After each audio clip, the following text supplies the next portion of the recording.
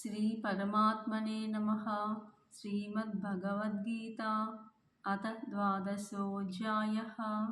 अर्जुन उवाच एवं सततयुक्ता ये भक्तास्त्वां पर्युपासते ये चाप्यक्षरमव्यक्तं तेषां के योगवित्तमाः।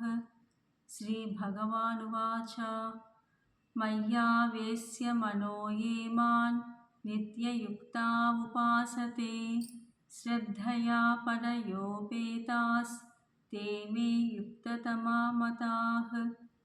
ये त्वक्षरमनिर्देश्यम् अव्यक्तं पर्युपासते सर्वत्र गमचिन्त्यं च कूटस्थमचलं ध्रुवम् सन्नियम्येन्द्रियग्रामं सर्वत्र समबुद्धयः ते प्राप्नुवन्ति मामेव सर्वभूतहिते रताः।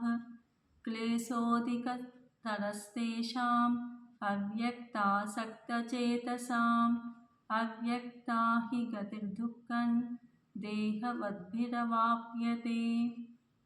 ये तु सर्वाणि कर्माणि मयि सन्न्यस्य मत्पराः अनन्येनैव योगेन मां ध्यायन्त उपासते तेषामहं समुद्धर्ता मृत्युसंसारसागरात् भवामि न चिरात् पार्थ मय्यावेशितचेतसाम्।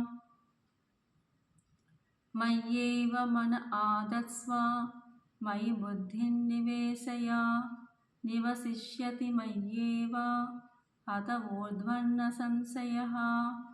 अत चित्तं समाधातुं न शक्नोषि मयि स्थिरम् अभ्यासयोगेन ततो मामिच्छाप्तुं धनञ्जय। अभ्यासेऽप्यसमर्थोऽसि मत्कर्म परमो भव मदर्थमपि कर्माणि कुर्वन् सिद्धिमवाप्स्यसि। अथैतदप्यशक्तोऽसि कर्तुं मद्योगमाश्रितः सर्वकर्मफलत्यागं ततः कुरु यतात्मवान्। श्रेयो हि ज्ञानमभ्यासात् ज्ञानात् ध्यानं विशिष्यते ध्यानात् कर्मफलत्यागस्त्यागात् शान्तिरनन्तरम्। अद्वेष्टा सर्वभूतानां मैत्रः करुण एव च निर्ममो निरहङ्कारः समदुःखसुखक्षमी सन्तुष्टः सततं योगी यतात्मा दृढनिश्चयः।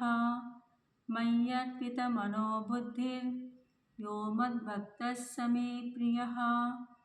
यस्मान्नो द्विजते लोको लोकान्नो द्विजते च यः हर्षामर्षभयोद्वेगैर्मुक्तो यः स च मे प्रियः। अनिपेक्षः शुचिर्दक्षः उदासीनो गतव्यतः सर्वारम्भपरित्यागी यो मद्भक्तः स मे प्रियः। यो न हृष्यति न द्वेष्टि न शोचति न काङ्क्षति शुभाशुभपरित्यागी भक्तिमान्यः स मे प्रियः। समः शत्रौ च मित्रे च तथा मानापमानयोः शीतोष्णसुखदुःखेषु समः सङ्गविवर्जितः। तुल्यनिन्दास्तुतिर्मौनी सन्तुष्टो येन केनचित् अनिकेतः स्थिरमतिर्भक्तिमान् मे प्रियो नरः। ये तु धर्म्यामृतमिदै यथोक्तं पर्युपासते श्रद्धदाना मत्परमा भक्तास्तेतीव मे प्रियाः।